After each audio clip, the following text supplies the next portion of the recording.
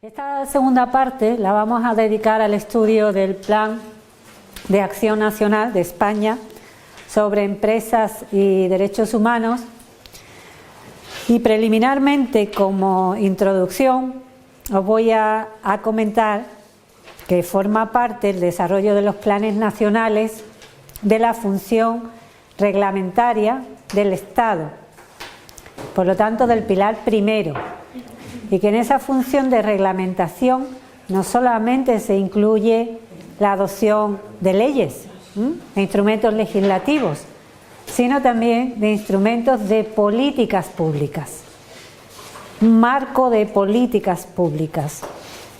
Y estos instrumentos de políticas públicas son a su vez lo que se llama una entrada del Estado en el tema de empresas y derechos humanos. ¿No? Se dice en inglés un driver, un entry point, porque viene de esta concepción de buscar la manera en que el Estado tenga una entrada en el nuevo marco de empresas y derechos humanos. Por ello, desde la propia Organización de las Naciones Unidas se ha promovido la adopción de planes de acción nacionales. ¿Quién lo ha hecho? Pues lo ha hecho el Grupo de Trabajo de la ONU sobre Empresas y Derechos Humanos. Lo ha recomendado. Este grupo de trabajo tiene 5 miembros, expertos independientes, y es el grupo del que ha formado parte mi amigo Michael Addo en su primera parte de vida. Actualmente tiene una composición también que obedece al reparto geográfico habitual en Naciones Unidas.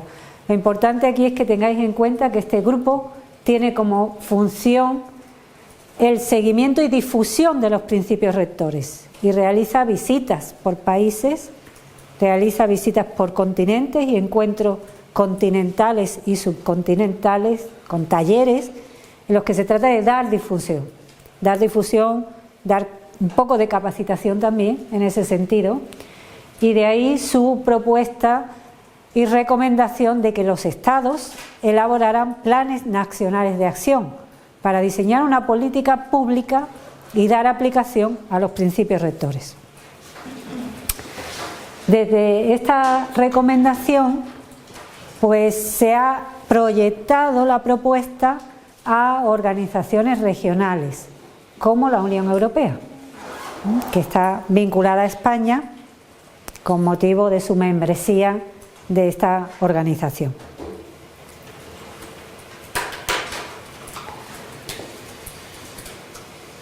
En esta diapositiva os explico qué es un plan de acción nacional.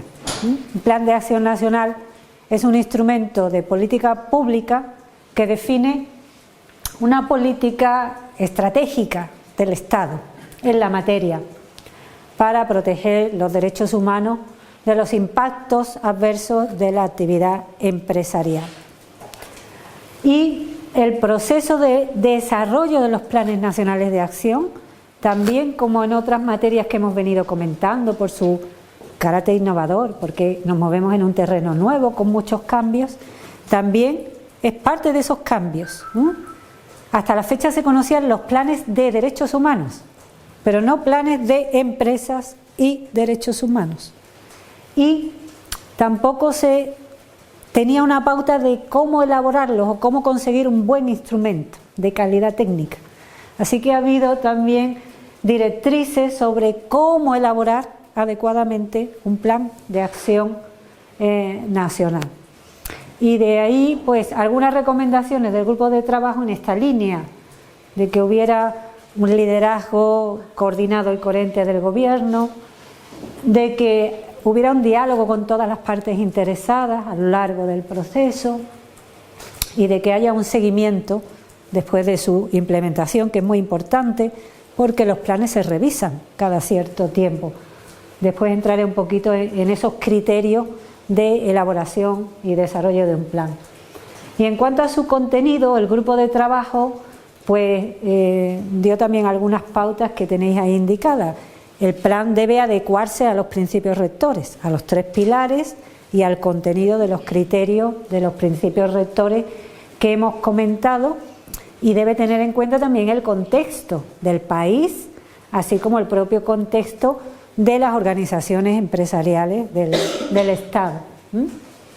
Y acordar esta combinación que hacen los principios rectores de lo obligatorio con lo voluntario, de lo obligatorio para los estados con lo voluntario para las empresas, y de combinar en un acercamiento de los planos normativos y no normativos. Yo entiendo que esto es muy difícil de entender y os explicaré una anécdota de Derecho Internacional de mis estudiantes.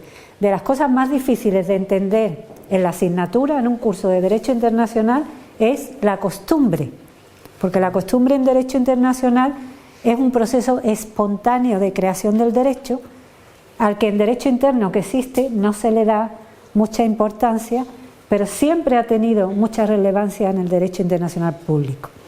Y en el Derecho Internacional Público es un proceso que no es solamente una práctica, no es solo un uso, sino que tiene que venir acompañado de la convicción jurídica de que esa pauta de lo que se está haciendo es obligatoria. Y esos caracteres que se forman a lo largo de un proceso de tiempo, con unos requisitos, siempre han dicho los estudiosos que es un misterio, ¿no? Es muy difícil explicar cómo se gesta, cómo se forma una costumbre y después identificarla en sus elementos, hasta el punto que una profesora francesa, Brigitte Stern, yo siempre la cito, dice: la costumbre es como el amor, ¿no? Hay que creer en ella para que exista. Pues algo así pasa con esta relación de cómo la responsabilidad social está cambiando y se está normativizando, no por efecto ahí de un misterio, sino por la acción de las organizaciones internacionales, ¿no? Y está adquiriendo carácter normativo, sobre todo en la Unión Europea. Y lo veremos en algunas de las medidas que os voy a comentar, se están adoptando en este ámbito y que España está implementando como consecuencia de decisiones de la Unión. En el ámbito de la Unión Europea, veréis, casi en paralelo con el grupo de trabajo y adelantándose en la fecha un poquito antes, la Comisión adoptó en el año 2011 una comunicación que se llama Estrategia Renovada de la Unión Europea sobre la responsabilidad social de las empresas. Esa estrategia renovada cambia el concepto de responsabilidad social que había desarrollado la Unión Europea desde el Libro Blanco. Para eso necesitaría otra semana y daros toda la evolución de la responsabilidad social en la Unión. En ese marco que era más tradicional, se cambia aquí para alinearlo con los principios rectores. Y en ese instrumento la Comisión define la responsabilidad social como la responsabilidad de las empresas por su impacto en la sociedad. Por su impacto, en relación con los impactos adversos, sociales y ambientales. Y recomienda a los Estados miembros a desarrollar un plan de aplicación de los principios rectores, además de desarrollar una estrategia de responsabilidad. Y España, como país miembro de la Unión, pues ha hecho caso a esta recomendación, ha procedido a elaborar primero la estrategia y después el plan. Pero no solo queda ahí, hay otros instrumentos de la Comisión y de otras instituciones, nada menos que del Consejo.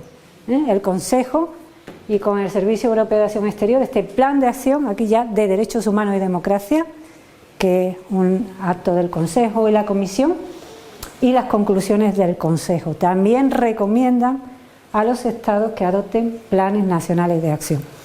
De todo el mundo se han adoptado planes nacionales de acción.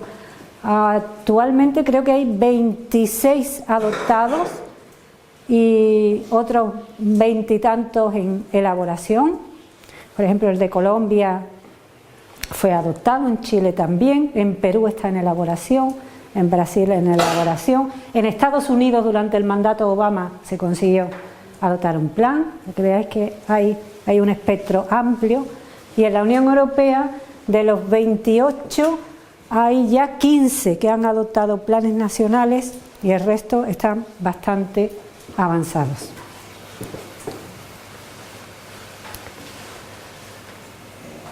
No os voy a poner aquí, sino estas guías, además de las del grupo de trabajo, sí que quiero que conozcáis a las organizaciones no gubernamentales más importantes en esta materia, que hacen recomendaciones para mejorar la calidad técnica de los instrumentos, y que conozcáis al Instituto Danés de Derechos Humanos, que es como llamamos aquí, es la institución nacional de derechos humanos, lo que es el equivalente al defensor del pueblo en España, pero allí está vinculado a un instituto de investigación, de tal manera que tiene investigadores y capacitadores, trabajando los nórdicos, siempre un poquito más adelantados en ese ámbito. Y después el ICAR, que es una red de organizaciones no gubernamentales que incluye a las organizaciones que trabajan sobre responsabilidad empresarial. Y tienen también un kit de herramientas, una guía para la elaboración de los planes nacionales. El plan español, para que nadie se llame a engaño y piense que esto es una cosa tan evanescente, yo os he traído una foto del BOE, porque está publicado en el Boletín Oficial del Estado. Eso para los abogados es muy importante, porque lo que no está en el BOE no existe, ¿no? Pues está publicado el jueves 14 de septiembre de 2017, después de un proceso arduo y largo de incoherencia política y vicisitudes políticas en España que vuelven a ocurrir, ¿no? Recordar los años 15, 16 que afectaron también al proceso de elaboración del plan, y desde el año 2017 hasta ahora pues también el plan está sufriendo la coyuntura política, como es obvio. España empezó a prepararlo en el año 2012 y durante el año 2013 y 2014 se llegó a una segunda versión, en julio de 2014, de una calidad técnica y con algunas medidas bastante aceptables. Esa fue la versión en la que yo participé, ¿no? Y esa versión fue recogida aquí off the record por la vicepresidenta del Gobierno bajo influencia de la COE y metida en un cajón durante un periodo de tiempo bastante largo. Y en julio del año 2017 una de las investigadoras de mi grupo de investigación italiana y que reside en Italia me envía un mensaje y me dice: profesora, se ha aprobado el plan español. ¿Cómo? Sí, se ha aprobado. Y me manda el vínculo al Consejo de Ministros del 28 de julio de 2017, que en efecto había aprobado el Plan Nacional sobre Empresas y Derechos Humanos sin que del último íter, ¿no?, de relación, de conocimiento, de propuesta se supiera absolutamente nada. Así que salió ahí, publicado posteriormente en el BOE, conocimos el texto, y este texto, pues digamos que es un texto un poquito descafeinado, o mucho descafeinado, por efecto de los avatares e influencias políticas. Quiere decirse que es un texto importante, que interesa, que puede tener repercusiones y transformar socialmente. Y el interés en descafeinarlo obedece a esa razón. Así que es muy importante que se conozca. Lo que pasa es que se metió en el cajón, ¿sí? Y luego, desde el punto de vista opaco, alguna mano empezó como a editar cosas y luego ya se publicó. Exactamente. Los de Economía y Hacienda quitaron muchas cosas, los de Industria también. Eso es lo que yo sé. Economía, Hacienda e Industria, ahí tocaron bastante. Si queréis os puedo enviar las dos versiones y vosotros comparáis. Me hacéis un análisis comparativo y me lo enviáis. Hay dentro de los planes adoptados, digamos que hay también una calidad comparable. Los primeros planes que han salido de la primera fase sin recomendaciones de calidad técnica ya tan sofisticadas como las que se vienen haciendo, porque sabéis que los investigadores ahí damos y damos propuestas y tratamos y tal, movemos, un amigo dice, movemos el humo, movemos el humo, movemos el humo, hasta proponer que se haga, que participen las partes, que las comunidades indígenas, que los grupos vulnerables, que se dé trámite, que se conozcan las propuestas y la contrapropuesta como en un trámite parlamentario, tal. En fin, ya se ha mejorado tanto los criterios para elaborar un buen instrumento técnico que los primeros planes, el del Reino Unido ya ha sido revisado una vez, y otros de los primeros estados que adoptaron planes pues son comparables, no van mucho en profundidad. Sin embargo, actualmente hay planes más recientes, como el plan de Finlandia, que es muy bueno técnicamente, o como el plan belga, que es de los mejores, o como el plan francés, que es excelente en su elaboración, aunque muy largo, porque en él participó la Institución Nacional de Derechos Humanos. O sea que hay muchos criterios de calidad técnica, de contenido y de la repercusión del plan. Y como digo, el de España pues se ha quedado bastante descafeinado por las consideraciones políticas, por la presión que se hizo, por el efecto de la coyuntura política, pero lo importante es que España tenga un plan. Eso, por supuesto. Este es un primer paso que debe ser revisado. El plan tiene una duración de 3 años, lo que quiere decir que el año que viene debe ser revisado, porque ya cumple el periodo de duración de este plan. Y el plan es un instrumento de política pública muy poderoso.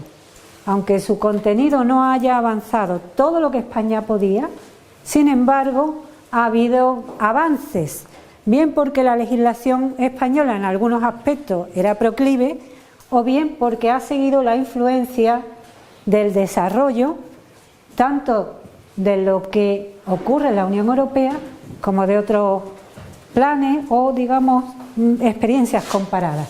Y aquí os indico, veréis, en el año 2007, antes del plan, ya se adoptó una legislación española para que las empresas de más de 250 trabajadores adopten un plan de igualdad. Pues los planes de igualdad son una implementación de la responsabilidad de respetar los derechos humanos en relación con la diversidad de género en las empresas y de normas de la Unión Europea en relación con la igualdad y la conciliación. En el año 2017, otro muy importante, España adopta la Ley de Contratos del Sector Público. Y esta Ley de Contratos es una transposición de 2 directivas de la Unión Europea. ¿Las conocéis? ¿O conocéis la Ley de Contratos un poco? Sabéis que la Ley de Contratos tiene un apartado de cláusulas sociales. Y tiene también un apartado de prohibiciones de contratar. Se podría haber ido más, pero al menos ahí se prohíbe contratar con empresas condenadas por resolución judicial por tráfico de personas. En el futuro se pueden incluir otros delitos, pero ahí está, esa entrada que permite avanzar en el ámbito de las prohibiciones de contratar relacionadas con vulneraciones de derechos humanos. Claro, se podrían poner los ODS ahí. Claro, los Objetivos de Desarrollo Sostenible, otras vulneraciones graves como la violencia sexual, el trabajo infantil, las condiciones de semiesclavitud, laborales, etcétera. Es decir, se puede incluir, se puede ir ahí matizando.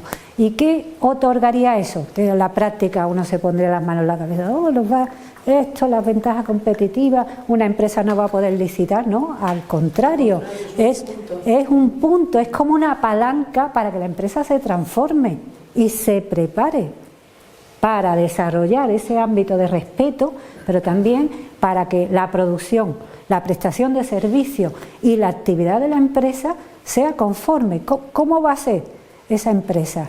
Pues mucho mejor. Definitivamente mucho mejor, y va a ser identificada en el mercado pues como mucho mejor que las otras, claramente. Ese es un efecto claro.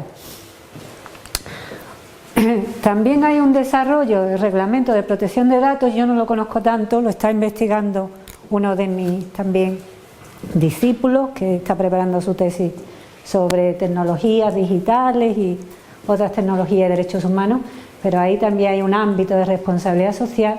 Y lo que yo os quería comentar más bien es que aquí tenéis otro ámbito para vuestro trabajo, ¿eh? Vuestro trabajo es esta, la Ley 11/2018, que España ha adoptado, como siempre tarde, no transponiendo en tiempo la Directiva de Información No Financiera. La Unión Europea adopta esa directiva por los principios rectores. Y de ahí ha venido para España. Y es hoy una ley en España. Y esa ley impone a las empresas de más de 500 trabajadores y dentro de 2 años a las de más de 250, que seguro hay muchas que conocéis de vuestro ámbito, que tienen que hacer una memoria de información social y medioambiental que incluye los derechos humanos y que debe ser además verificada por expertos. No dice qué tipo de expertos, no dice que sean auditores ni contables, pueden ser expertos en prevención de riesgos de derechos humanos. Para que sepáis que ahí ese es el camino del futuro. Aunque la ley española, bueno, es también un poco deficiente, pero aquí tenemos una transposición importante de una obligación importante para las empresas. Es una obligación de lo que se llama reporting, obligaciones de reporte obligatorio en materia de derechos humanos y medio ambiente, ¿no? Y medio ambiente.